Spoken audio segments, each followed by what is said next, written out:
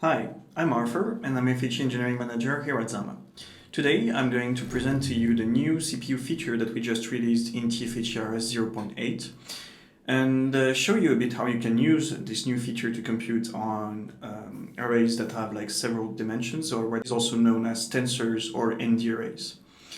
So here, for people who are familiar with TFHE-rs, you can see our classic imports of the config builder and the functions to generate the keys, and some additional types to be able to build arrays. As usual, you would create your config. Here we're going to take the default one and build it and generate the keys that correspond to that. Then, to be able to do computations on our computer, we are going to set the server key as the key to use for computations. Now we're going to manage 2D arrays that are like 4x4, so essentially those are 2D matrices, and we're going to create the clears that correspond to that here in the clear XS. And then we're going to create some clear YS, so here this would be all one for that matrix, as we can see. And so the way you encrypt data in those CPU arrays is you take the type that you want to use. Here's the CPU FHE Win32 array. And you're going to encrypt the clear XS here, take it as a slice, and you give the information of the shape you want to use. So here the shape is two-dimensional, indicating the 2D matrix I was just talking about. And here, as the values of the first coefficient of the shape is equal to the second one, we get like a square matrix that we have represented here. So all the integers up to 15 included, encrypted in a 4x4 matrix. Then we encrypt our ones, the y's here, and we do the same thing, passing it as a slice and giving the shape we want and the client key to use. Here we have some answers to check that everything is working as expected. So the number of dimensions is 2, as we were saying, and that the shape is indeed 4x4.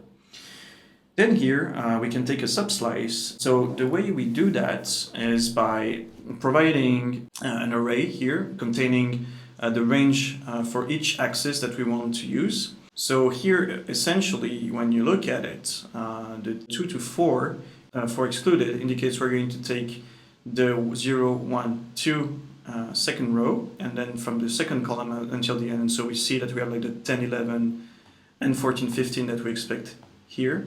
And so here for the y's, as it's all ones, then we just get ones in that array.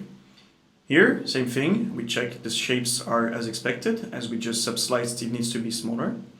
And we're going to do a computation. So here r equals xs plus ys, which means that we're adding element-wise all the coefficients.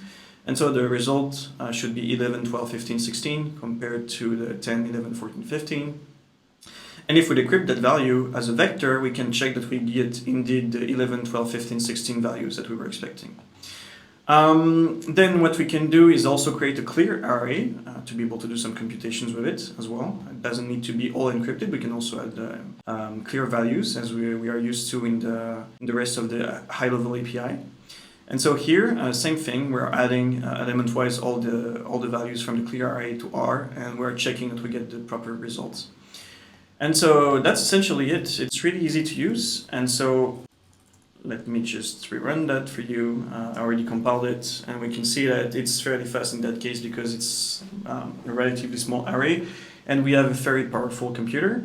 But yeah, very easy to use and probably very useful to better use the performance available from some CPUs by parallelizing more. That's it for me. This is the new array feature from TFHE-rs 0.8, and I'll see you in the next one.